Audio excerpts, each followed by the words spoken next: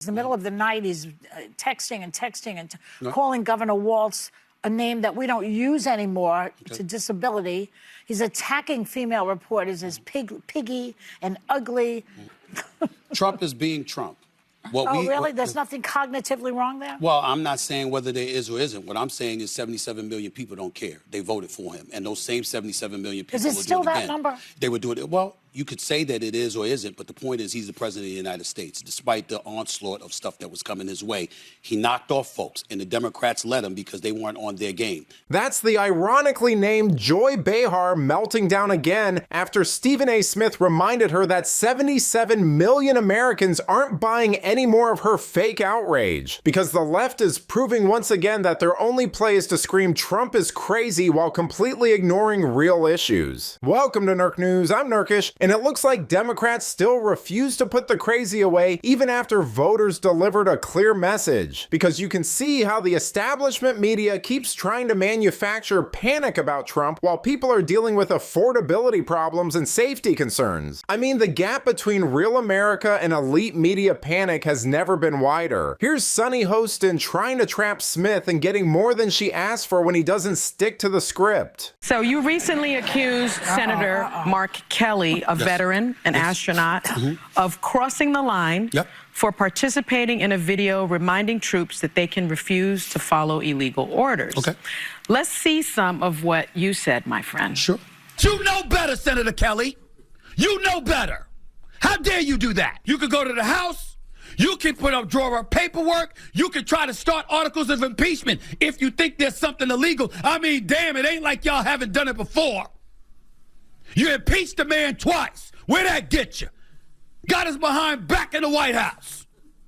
Had you left him alone since 2020, maybe he wouldn't be back. You don't tell military men and women to ignore an order from the commander-in-chief. You don't do that. Caffeine's a bitch, you know? Now, let me just remind you that Pete Hegseth said in 2016, I do think there have to be consequences for abject war crimes. If you're doing something that is just completely unlawful and ruthless, then there is a consequence for that. That's why the military said it won't follow unlawful orders from their commander-in-chief. Now, given the fact that the secretary himself said that, I'd love to give you the opportunity to perhaps change your position on what you said. I'm not changing a thing. I didn't stutter when I said it. You want to stay loud and wrong? Well, you could call it loud and wrong all you want to. You're entitled to your opinion. I'm entitled to mine. I know that you have very strong feelings about Democrats, but I do have this to say to you. It was important, I think, for Democrats to show that they stood with the LGBT community, that they stood with black women and women in general, because once you let us go, once you let women and poor people go, what do you have? And so I've listened to lots of people say, you know, that you didn't follow what was necessary. They did it the way they thought they could. It didn't work for them. They got it.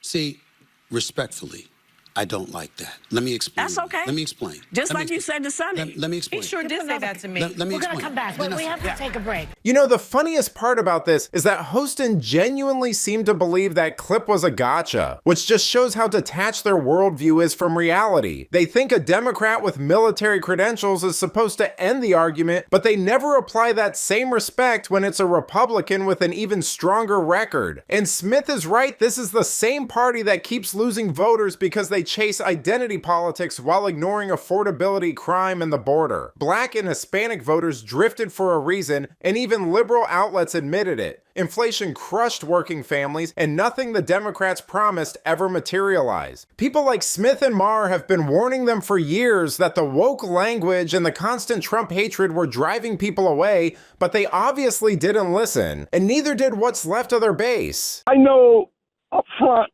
the Republicans, or Repeticans, as I call them because of the Epstein thing, they're straight racist. I already know that. Because it's a double standard. Where's the same energy? Time out. So what we're going to do is we're going to say Republicans are racist as opposed to specific names. You're just going to call an abundance of people racist. A blanket across the board, the Republicans are straight racist. Goodbye, man. Have a nice day. We're not doing that. We're not doing that. I'm not letting anybody on either side of the aisle castigate an entire party of people like that. I'm not doing that.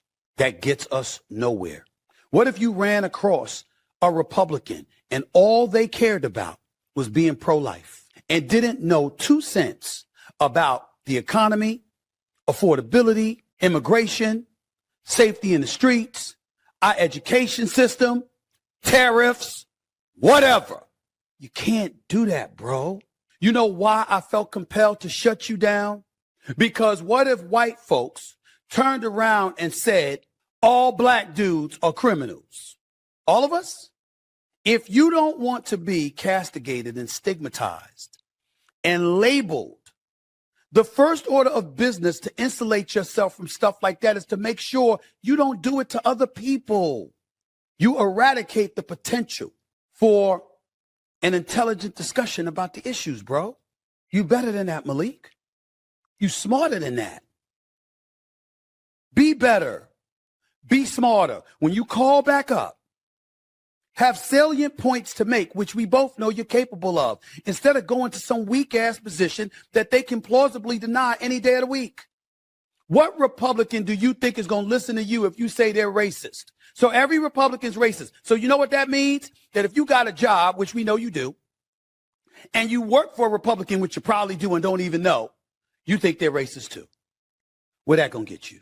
You know, this is where Smith really separates himself from the liberal echo chamber. He refuses to play the game where entire groups are smeared as racists just to score political points. I mean, Democrats built an entire cycle on this tactic while failing to deliver anything meaningful for the same communities they claim to champion. Him pointing out how this kills discussion is exactly what disaffected liberals responded to in 2024. He sounds like the normal, reasonable voices we used to have before the party drowned itself in resentment politics and identity panic, which is why the harpies on The View can't fully commit to it. As a Democrat, the bottom line is this. When we talk about poor people, who ain't thinking about poor people? The Democratic Party, I know I do. I know that most candidates within the Democratic Party that I know they think about poor folks. I know they think about the desolate and the disenfranchised. I get that. But what I'm saying is that during the campaign, were you doing what it takes to win? You had too many people going after him for stuff that wasn't going to stick. It wasn't going to influence his voters. So what I would say to you, Whoopi, and what I would say to anybody that doesn't want J.D. Vance or Marco Rubio or somebody like that to succeed him, focus on what's going to win. Yeah. That's where my sports background comes in. Tell me what's going to win. I don't want to hear, but I understand the LGBTQ community is important. I understand that the desolate and disenfranchised is somebody we should always be looking out for. I understand the economy. I understand immigration. I get all of that.